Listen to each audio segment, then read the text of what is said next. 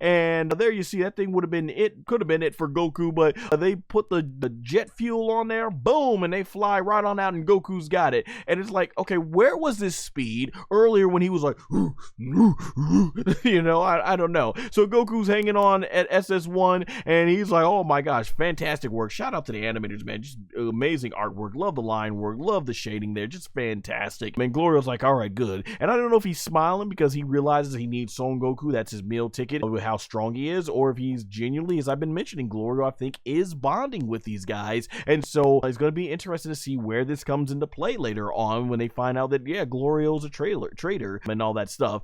But wow. And so basically, Neva here reveals that the adult Megas are even more terrifying.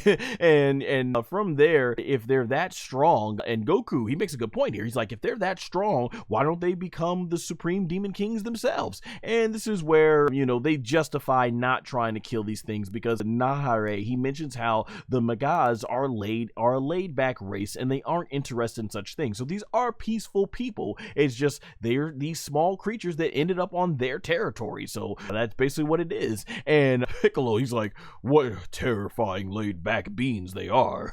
And Vegeta's like, hey, you said that this was the second most terrifying planet in the demon world. And from there, this is where Vegeta basically says, hey, there's got to be a place worse than that. And Neva says, indeed, there's planet Giga. And he says there's even larger beings called Gots who live there. And Vegeta's like, bigger than that? And Goku's like, you're kidding, right? And so Piccolo lays back. He's like, what a place. And Vegeta's like, yeah. And Goku, he basically still smiling through all this, bumps through Vegeta.